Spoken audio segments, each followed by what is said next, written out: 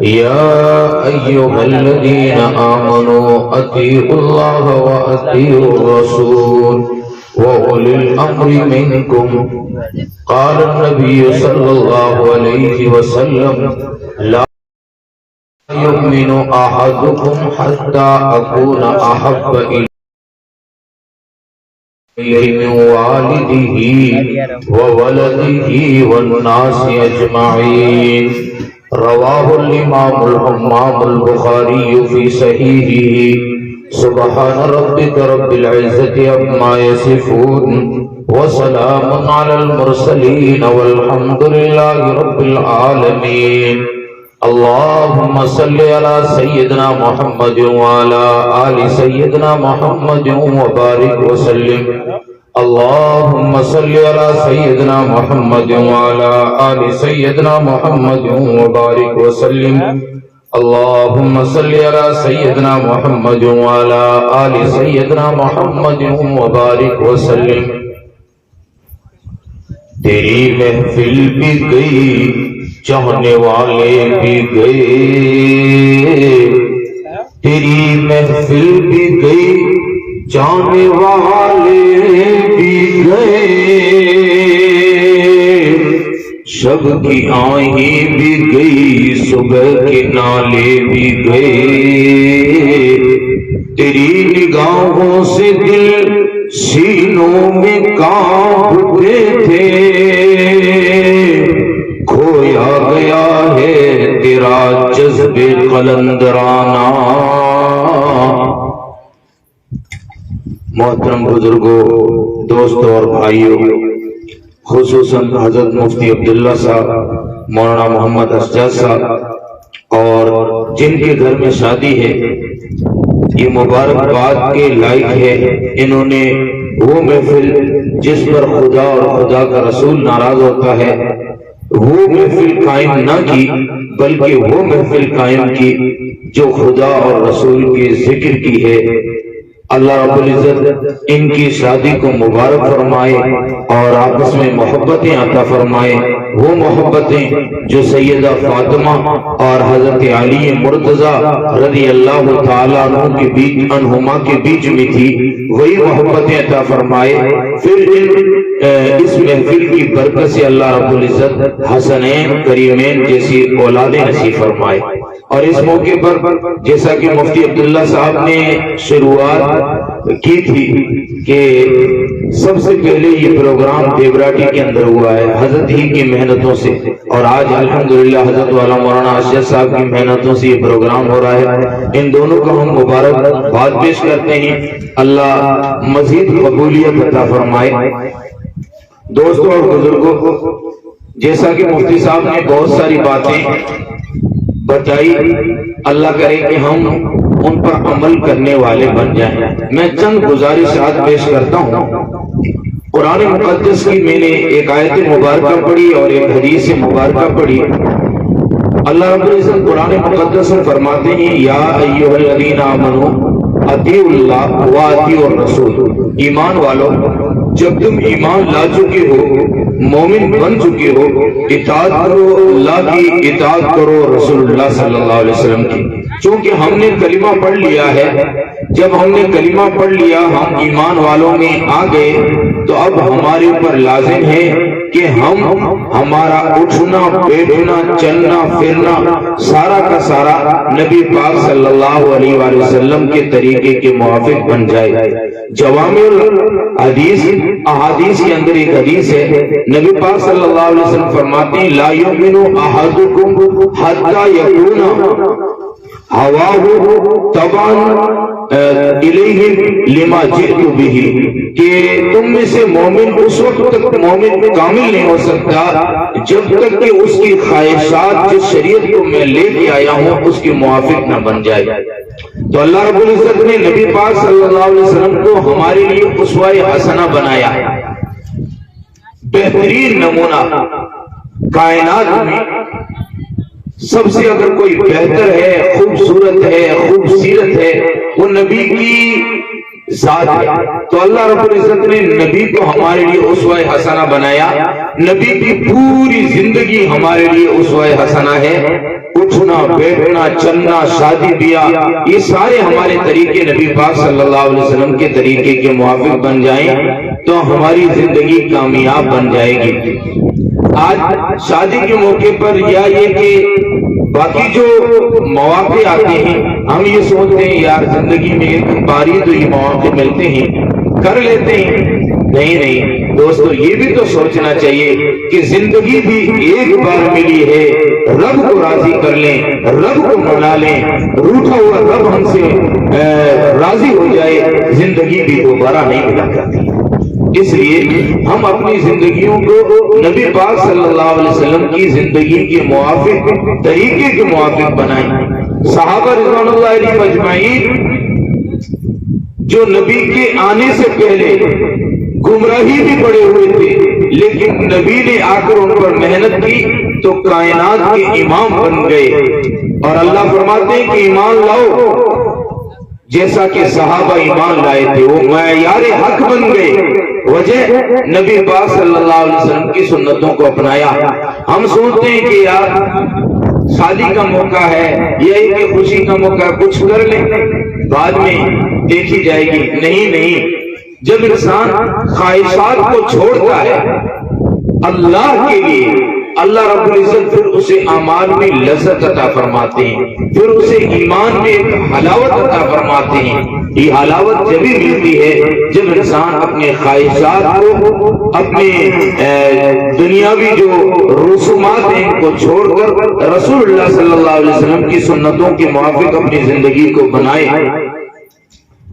جب زندگیاں ایسی بنتی ہیں تو پھر جیسا کہ میں نے شروع میں کہا کہ اللہ رب العزت ان دونوں کے درمیان حضرت علی اور حضرت فاطمہ جیسی محبت عطا فرمائے، اور اس کی برکت سے اللہ رب العزت ان کو حسنین کریمین جیسی اولادیں عطا فرمائے۔ اور حقیقت بھی یہی ہے کہ جب ماں اور باپ نیک ہوتے ہیں تو اولاد بھی پھر نیک پیدا ہوا کرتی ہے، اور جب ماں باپ کی زندگیاں شریعت کے مخالف ہو، شریعت کے مطابق نہ ہو، پھر اس کا اثر اولاد پر بھی پڑتا ہے۔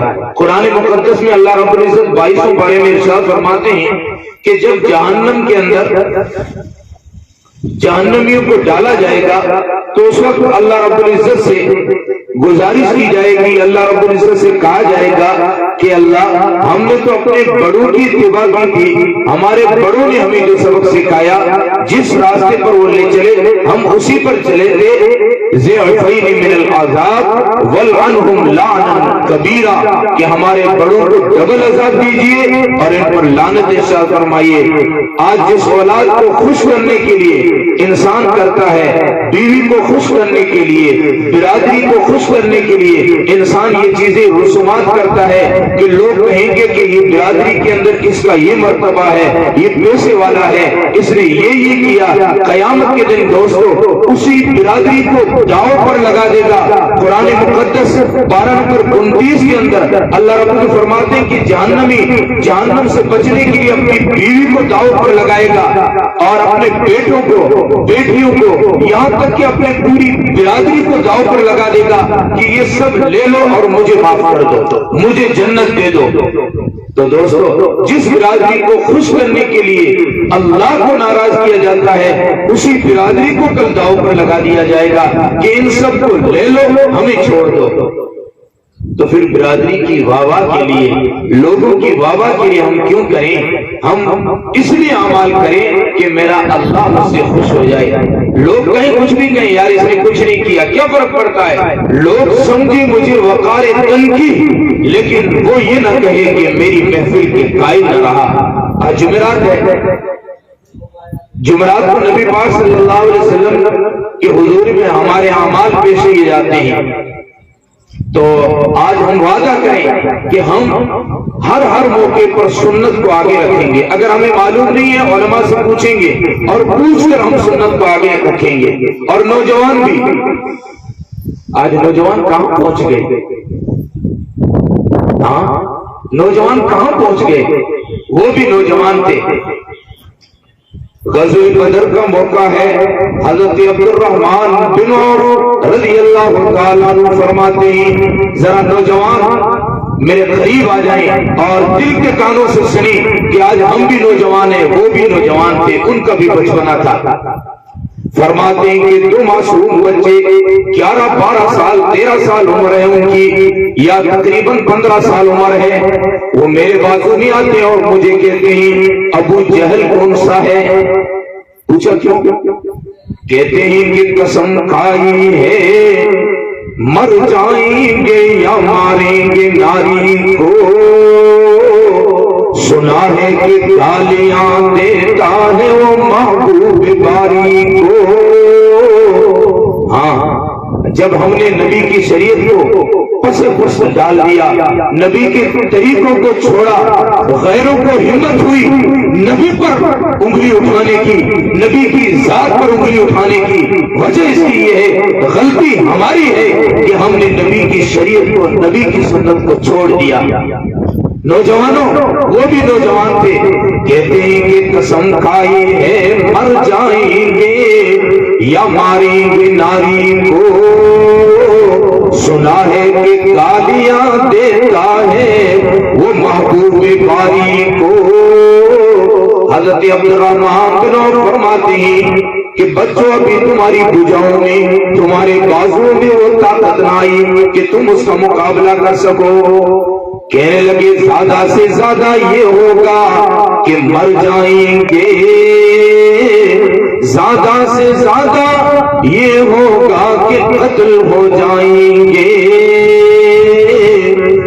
زیادہ سے زیادہ یہ ہوگا کہ قتل ہو جائیں گے. پھر کیا ہے دامن رحمت میں سو جائیں گے. پھر کیا ہے یہ سر کٹ کر لوٹتا جائے سوئے پائے محمد، اسی کو گر موت کہتے ہیں تو ایسی موت آ جائے.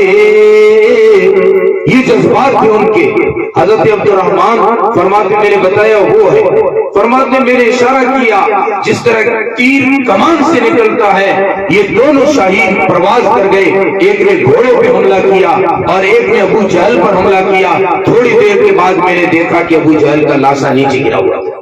وہ بھی نوجوان تھے، ہم بھی نوجوان ہیں. ہم کہاں پھنس گئے؟ ڈیجوں کے چکر میں پھنس گئے، شادیوں میں ناچنے کے چکر میں پھنس گئے، یا یہ کہ ہم پھر گناہوں میں پھنس گئے اور نبی پاک صلی اللہ علیہ وسلم کی شریعت کو چھوڑ بیٹھے. میری مائیں اور بہنیں بھی سنیں، ہم آج دعویٰ کرتے ہیں کہ ہم فاطمہ سے محبت کرتے ہیں. ہماری زندگی کو ہم دیکھیں کہ ہماری زندگی میں فاطمہ والے اخلاق ہے یا نہیں؟ اخلاق کس والے ہیں؟ فاطمہ والے اگر ہے تو پھر ہم فاطمہ کو فالو کرنے والی اور فاطمہ کو ماننے والی ہے. اگر نہیں ہے تو پھر زندگی میں دیکھیں کس کی اخلاق ہم کس کے پیچھے جا رہے ہیں.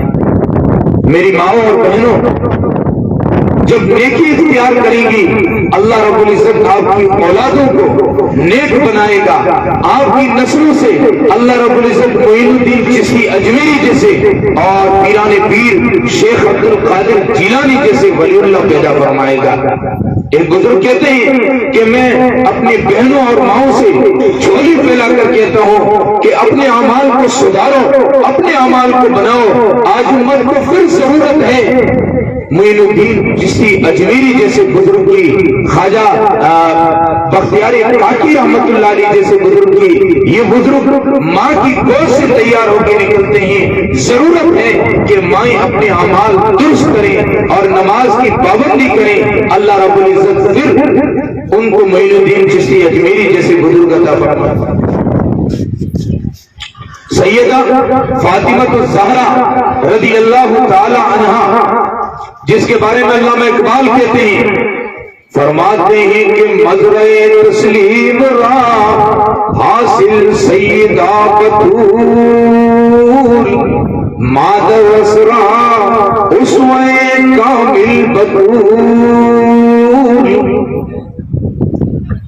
کہ اخلاق کی چلتی پھرتی تصویر ہے سیدہ بطول فاطمہ، اور اپنی ماں حضرت خدیجہ کا برتو ہے، حضرت خدیجہ کا برتو ہے سیدہ فاطمہ بتول۔ اور اسماء الرجال والے کہتے ہیں کہ جب چلتی تھی تو سیدہ خدیجہ کا برتو نظر آتا تھا، اور جب بیٹھتی تھی تو رسول اللہ صلی اللہ علیہ وسلم کا نقش نظر آتا تھا۔ بار محتاج کلاس آؤں شو بایہود چادر خدرا فرو، کہ حضرت سلمان فارسی رضی اللہ تعالیٰ عنہ نبی کے ایک مہمان کو لے کر گلی سے گزرتے ہیں اور آواز لگاتے ہیں کوئی ہے جو نبی کے مہمان کو کھانا کھلائے۔ جب فاطمہ کے گھر کے پاس سے گزرتے ہیں تو سلمان فارسی دھیرے چلنے لگتے ہیں اور آواز زور سے لگانے لگتے ہیں۔ فاطمہ کے گھر میں کچھ نہیں تھا، فاقہ تھا، حسنین کریمین بھوکے سوئے ہوئے تھے۔ فاطمہ زہرا نے اپنی چادر اتاری اور باہر پھینکی، سلمان سے کہا کہ جاؤ یہودی کی سمون کی دکان پہ اس چادر کو بیچ کر اس کے بدلے میں آٹا لاؤ تاکہ میں مہمان کی مہمان نوازی کر سکوں۔ بار محتاج دلس آؤں نہ شو با یہود چادر خدرا فرو، کہ جب سلمان فارسی اس چادر کو لے کر وہاں پہنچتے ہی سمود پوچھتا ہے کہ یہ چادر کس کی ہے؟ سلمان رضی اللہ تعالیٰ عنہ فرماتے ہیں میں سودا کرنے کے لیے آیا ہوں، چادر لے لو، آٹا دے دو۔ وہ کہتا ہے نہیں پہلے بتانا پڑے گا یہ چادر ہے تو کس کی ہے؟ حضرت سلمان نے پورا واقعہ بتایا تو سمود نے کلمہ پڑھا، اور کلمہ پڑھنے کے بعد کہا کہ موسیٰ کے رب کی قسم تورات کے اندر لکھا ہوا ہے کہ آخری نبی جو آئے گا خود بھی سخی ہوگا، اس کا خاندان بھی سخی ہوگا۔ آج سے میں خود، میری اولاد، میری دکان، میرا سب کچھ فاطمہ بتول رضی اللہ تعالیٰ عنہ کے والد محترم پر قربان ہے۔ لے جاؤ آٹا اور یہ چادر جس کی قیمت میں کیا ادا کروں، ساری کائنات مل کر اس چادر کی قیمت ادا نہیں کر سکتی۔ میری ماں اور بہنوں، تمہاری نسبت حضرت فاطمہ کے ساتھ ہے اور تم کہاں چلی گئی؟ اور آگے علامہ اقبال کہتے ہیں کہ آسیاں گرداں و لب قرآن سرا، کہ سیدہ بتول فاطمہ رضی اللہ تعالیٰ عنہ گھر کے کام کرتی ہے، چکی چلاتی ہے، ہاتھ چکی پہنتے ہیں اور لب قرآن پڑھتے ہیں۔ الرحمن علم القرآن خلق الانسان علمہ البیان، اور گود میں سیدنا حسین رضی اللہ تعالیٰ عنہ ہے، اور وہ یہ عہد لے رہی کہ ماں اگر تو نے چکی چلاتے ہوئے بھی اللہ کو قرآن کو نہ چھوڑا تو تیرا لخت جگر، تیرا بیٹا گلا کٹاتے وقت بھی اللہ کے قرآن کو نہیں چھوڑے گا بلکہ پڑھ کے سنائے گا۔ جب مائیں ایسی ہوتی ہیں پھر اولاد بھی نیک بنتی ہے، جب مائیں خود ہی نیک نہ ہو پھر اولاد ضد کرتی ہے میں شادی ہی نہیں کروں گا جب تک میری شادی میں تم یہ ڈی جے نہیں لاؤ گے، یہ نہیں کرو گے، میری بات جب تک نہیں مانو گے، یہ خرافات نہیں کرو گے جب تک میں تو شادی ہی نہیں کروں گا۔ تو دوستو ہم مسلمان ہیں، جیسا کہ میں نے نوجوانوں سے عرض کیا کہ تمہارا تعلق حسنین کریمین کے ساتھ ہے، اور ماؤں بہنوں سے میں نے عرض کیا کہ تمہارا تعلق فاطمہ الزہرا کے ساتھ ہے، تو اپنے اس تعلق کو باقی رکھیں، اپنے اخلاق کو بنائیں اور اپنی زندگی کو سادگی والی بنائیں۔ نبی پاک صلی اللہ علیہ وسلم کے طریقے کے موافق ہم اپنی زندگی کو بنائیں۔ جب ہماری زندگی بنے گی تو پھر دنیا بھی کامیاب، آخرت بھی کامیاب۔ شرط یہ ہے کہ ہم نے اپنی زندگی کو بنانا ہے۔ جب یہ زندگی بن جائے گی، ہمارا ہر کام رسول اللہ صلی اللہ علیہ وسلم کی شریعت کے موافق جب بن جائے گا تو دوستو ہماری زندگی کامیاب بن جائے گی۔ رہنے کیا بھائی، آپ ڈسٹرب کر رہے ہیں؟ چھپوانے والے جو فوٹو ہیں لوگ شادی کے موقع پر یہ فوٹو کھینچتے ہیں، پھر یادگار کے لیے رکھتے ہیں، صحیح نہیں، غلط۔ نبی پاک صلی اللہ علیہ وسلم نے اس چیز سے منع کیا۔ لوگ کہتے ہیں یار یادگار ہے، یار جس بیوی کو لے کے آئی اس سے بڑی اور کوئی یادگار ہو سکتی ہے؟ فوٹو کیا دیکھنی، جو آ گئی ہے، جس کو لے کے آئی اس کی قدر کرنا۔ ہاں، پھر اس بیوی سے اللہ رب العزت اولاد دے گا، اس سے بڑھ کر اور کیا یادگار ہے؟ ہاں، پھر اس اولاد سے تمہاری نسلیں چلے گی، پوتے پڑ پوتے، یہ نسلیں چلے گی، اس سے بڑھ کر اور کیا یادگار ہوگی؟ یہ فوٹو کیا ہے، چند سالوں کے بعد سڑ جائیں گے۔ یادگار سب سے بڑی بیوی ہے، اس کے ساتھ اچھے اخلاق کے ساتھ پیش آنا چاہیے، اس کی قدر کرنی چاہیے کہ وہ اپنے سارے گھر والوں کو، سارے رشتہ داروں کو، عزیز و اقارب کو، سب کو چھوڑ کے آپ کے گھر آ گئی ہے، آپ کو چاہیے اس کی آپ قدر کرنے والے بن جائیں۔ تو میں عرض کر رہا تھا کہ نبی پاک صلی اللہ علیہ وسلم کی شریعت کو ہم اپنائیں تو ہماری زندگی دنیا کی بھی اور آخرت کی دونوں کامیاب ہو جائے گی۔ آج ہم اپنے آپ کو مسلمان کہتے ہیں کہ ہمیں نبی سے محبت ہے، نبی سے الفت ہے، کہتے ہیں نا، لیکن جب شادی کرتا ہے مسلمان نبی کا طریقہ چھوڑ دیتا ہے۔ یار کیا صرف زبان کی محبت ہے؟ اور جب گھر میں کوئی کام آتا ہے نبی کے طریقے کو چھوڑ دیتا ہے، پھر بھی کہتا ہے کہ مجھے محبت ہے۔ دوستو، ہم شادی کرتے ہیں غیروں کے طریقے پر۔ اگر کسی غیر نے آ کے پکڑ کے پوچھ لیا مسلمان تم کہتے ہو ہمارے نبی اعلیٰ ہے، افضل ہے، جن کی مثال کائنات میں نہیں ہے، اور حقیقت بھی یہی ہے، لیکن اس نبی کا طریقہ چھوڑ کے ہمارا طریقہ تو کیوں اپنا رہا ہے؟ کسی کے پاس کوئی ہے جواب؟ اس طریقے سے بڑھ کر اور کوئی طریقہ ہو سکتا ہے جو حسین ہے، محجبین ہے، دل نشین ہے، جسے دیکھنے کے لیے پورے اور فرشتے رش کرتے ہو کہ ایک بار زیارت نصیب ہو جائے؟ اس نبی سے بڑھ کر اور کوئی کائنات میں حسین ہو سکتا ہے؟ ہم اس حسین کے، محجبین کے طریقے کو چھوڑ کر ان کا طریقہ اپنا رہے ہیں جن کو پیشاب کرنے کا بھی طریقہ معلوم نہیں، جن کو اپنی پتلون پہننے کا بھی طریقہ معلوم نہیں، ان کے طریقے کو اپناتے ہیں اور اس کو فخر سمجھتے ہیں۔ نہیں، فخر کیا ہے؟ جیسے میں نے شروع میں کہا تھا کہ فخر کیا ہے؟ جو نبی کا طریقہ ہے۔ شروع میں نے کہا کہ تیری محفل بھی گئی، چاہنے والے بھی گئے، جن چیزوں پہ ہم فخر کرتے تھے وہ چیزیں آج مسلمانوں سے چلی گئی، ہاں صرف نام باقی۔ تو دوستو، اگر ہم واقعتاً نبی سے سچی محبت کرتے تو آج کسی کو ہمت نہ ہوتی، مسلمان صحیح معنوں میں مسلمان ہوتے، صحیح معنوں میں اپنے نبی کے طریقے کو فالو کرتے تو کسی کو ہمت نہ ہوتی کہ نبی پاک صلی اللہ علیہ وسلم پر انگلی اٹھا سکے۔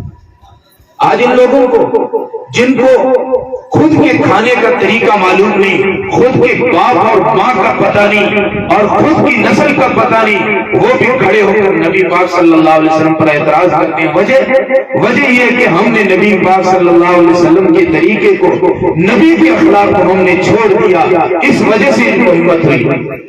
تیرے اخلاق کی تمثیل عالم میں تو ملتی ہی نہیں، تیرے اخلاق کی تمثیل عالم میں تو ملتی ہی نہیں، یہاں تو انسانیت لرز پر اندام ہے ساقی، ہماری تیرا بختی نے ہمیں یہ سبق سکھایا ہے ساقی، نہ جس کی صبح ہے ساقی، نہ جس کی شام ہے ساقی، نہ حرمت میں کی ہے، نہ پینے کا ہے سلیقہ، ہمیں جیسوں سے تیرا میں خانہ بدنام ہے ساقی،